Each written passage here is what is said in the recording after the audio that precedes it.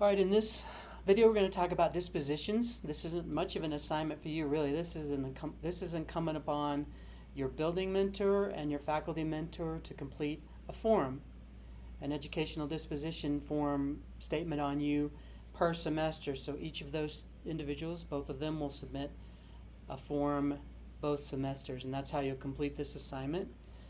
For dispositions, I'll show you the form in a minute. I'm on the Canvas shell where you submit the assignment. You'll probably have to retrieve it from your building mentor. Your faculty mentor will submit this here will send one for you to attach to this. We will want the record here, so we want them both submitted to this assignment so we have a record of them. Once per semester, and towards the end of the semester, we'll send out a reminder. I've been talking too much this morning. We'll send out a reminder that this is due, so you'll know when it's coming, and we'll send a reminder to remind your building mentor. So here's the assessment, just some information on the candidate, your evaluator, and your evaluator fills this all out. You won't fill any of it out. They'll go through it with you. They'll talk about it with you before they submit it. Hopefully, your faculty mentor will. We'll ask that your building mentor does as well. But you'll see, these are kind of the others. So Colorado Teacher Quality Standards talks about the teacher behaviors, teacher moves, teacher criteria, specific to instruction, relational aspects of teaching. This is really kind of other things. If you'll notice, teacher candidate demonstrates professionalism and punctuality. So do you show up on time? Are you there every day? Do you have a good attitude? Things like that are in the disposition. Effective verbal, nonverbal, and written communication.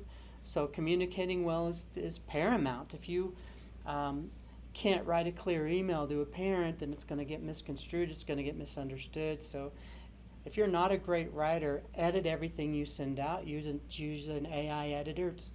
They're everywhere now. Your school will probably have one, or have another teacher read it for you before you send it out. You need to be an effective communicator. I'm not a great writer myself, so I usually check everything I send out before I send it, or have someone who's a better writer write it for me. And there's nothing wrong with that. That's, I think, part of being a good, effective communicator is knowing your limitations within that. Builds and maintains positive, safe, and productive classroom. That's kind of within the CTQS2. Takes appropriate risks and demonstrate critical reflection. So you've heard that term over and over again, so hopefully you nail that.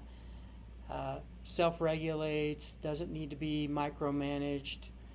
Demonstrates preparedness, so he's there every day, lesson planning's done, grading is done, stuff like that. So you can read through, and I'm not going to read every detail of this for you. And we want you to be at the proficient rating for all of these by the final time you're evaluated. So the final time, there should be work on this. There is some allowance for being in a partially proficient, still working on it, kind of depends on what it is. You don't have to hit every one of them, but the majority. In the assignment, I'll be a little more specific about exactly how many you have to hit. But anyway, read through that. The most you'll have to do here is make sure your building mentor gets it done. Sometimes they're busy people, so sometimes it's kind of hard to get it out of them. So that'll be your biggest challenge here. Other than that, it's going to be a pretty easy one. I do want to show you that this directly ties back to one of the other beginning modules, or volumes. Professional ethics and disposition. There's a lot in here that's very, very good. And you do need to read through all of this and look at it. But you'll see this tied directly back to that document. So this will probably give you a little better idea. If you read through this module, it'll give you a better idea of what's expected. My guess is your faculty mentor will use the disposition to kind of guide your development here and for it to be ongoing. So probably this won't require a lot of extra work to complete this volume. You'll be covering it in another assignment. I think that covers it. Pretty quick, pretty simple. As usual, if you have any questions, need more points, you need more clarification, contact me, Kurt Turner, Program Director, or as always, reach out to your faculty mentor who is always readily available to you for anything you need.